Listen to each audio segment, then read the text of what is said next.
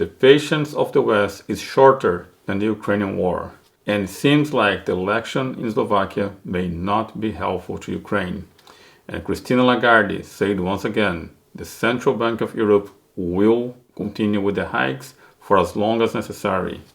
And talking about central banks, India population has 4 days to deposit 240 billion rupees. And France has left Niger. Microstrategy buys another 150 million worth of Bitcoin. And the SEC opposes Coinbase and Celsius restructuring plan. These are the things we're discussing in today's video. As usual, we're going to begin with Bloomberg. And Bloomberg doesn't have any main headlines except for the one in commodities. We have talked a lot about that. Let's go about what I think is most important. And important is that Zelensky left West very disappointed. He came trying to get 24 billion and he got instead short of 400 million. Let's look at this. You said that there might be a bipartisan meeting with Ukrainian President Zelensky when he comes to There Washington. is on Thursday. When you meet with him, will you commit to another round of funding for Ukraine? Is Zelensky elected to Congress? Is he our president? I don't think I have to commit anything. I have questions for him. Where's the accountability on the money we already spent? What is the plan for victory? I think that's what the American public wants to know. Look, what Russia has done in invade is wrong. It's an atrocity. We want to make sure that ends. I also have always said from the beginning, no matter what the issue is, I want accountability for whatever the hardworking taxpayers spend their money on, and I want a plan for victory. So no, I will listen to the American public. I will follow what happens in Congress, but I will have questions for President Zelensky.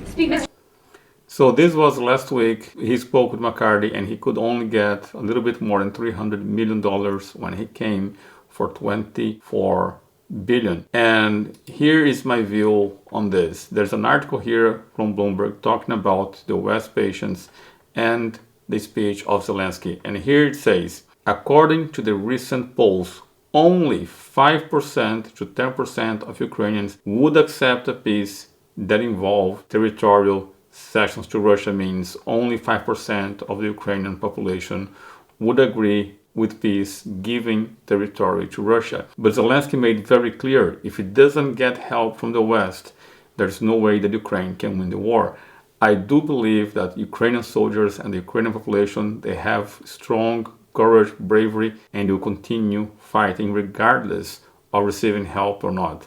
The thing is, in my view and in the view of Zelensky himself, they cannot win without the help from the West. And the truth is, in my view, the West cannot afford to continue sponsoring this war. So it seems like Ukraine, in my view at least, would have to give territory and then in exchange for that maybe become part of NATO. But DeSantis said very clearly that he doesn't see any reason for Ukraine to become part of NATO. It's not a positive move, at least on his view. And it seems like next year, the US may have a Republican president. And if a Republican gets elected, I don't see how Ukraine is going to be able to receive more funds or more funding or more aid. Now, another thing that is not on the side of Ukraine, talking about election, is the election in Slovakia. It seems like there's a possibility that the person who's going to be elected is Robert Fico. And if he gets elected, he's old friends with Vladimir Putin and Russia. And if he gets elected, Slovakia would not be supporting Ukraine. So I'm going to be looking at elections and I'll keep you guys posted. The thing is, if he gets elected now on September 30th, and then once he wins, it seems like Russia, at least in my view, is going to have another ally and is another country on the West that will not be in the support of Ukraine. At least that's my view. What is your view? Please let me know in the comments below. And talking about changing of government, Macron already said that France will end the military presence in Niger. So it seems like Niger won because they wanted for France to leave. And it seems like this revolution, at least in my view, it was not a bloody revolution. They did not kill the political leader. The political leader is on house arrest and the political leader asked for no retaliation. So I'm very impressed to see this kind of revolution in Africa. At least in my view, I haven't found anything in terms of being a violent, bloody revolution. It seems like the population really got tired of France and their colonization via the currency. So congratulations, at least in my view, to Niger. No, I'm not supporting communism, but I do like to see that this revolution did not involve massive killing.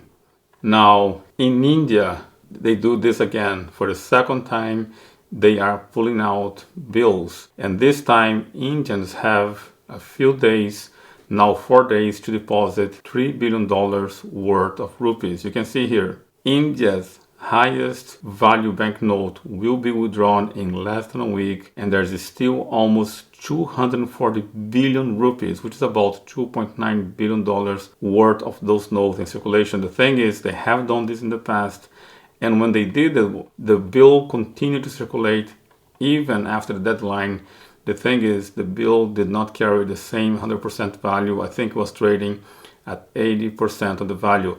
And these are the dangers of having to deal with fiat. Most fiat currencies, they die within 30 to 40 years. I am very surprised that the rupee is still there, but this is the problem that cryptocurrencies try to solve. The fact that fiat bills, they have a problem with inflation and eventually they all die out.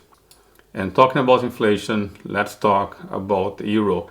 Christine Lagarde made very clear that she will keep hikes as high it has to be for as long as it has to be. You can see here, European Central Bank President Christine Lagarde reiterated that borrowing costs will remain elevated for as long as needed to tame consumer prices. They're still looking at 2% inflation. She did not specify how long that period may be, saying only that it is a long race that we are in. So that tells me that they are willing to play this on the long term, and they will continue increasing interest rate for as long as necessary.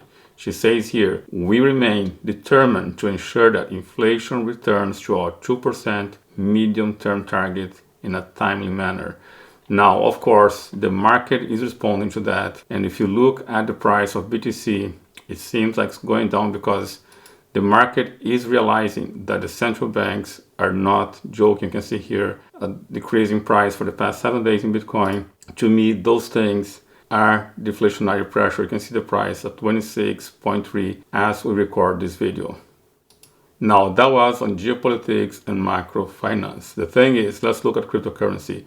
Mike Saylor did it again. Microstrategy keep on issuing and selling their stocks in order to buy BTC. You can see here, using stock sales to help fund the almost 150 million worth of Bitcoin purchases. The enterprise software maker co-founded by crypto prominent Mike Saylor bought 5,445 Bitcoin between August 1st and September 24th.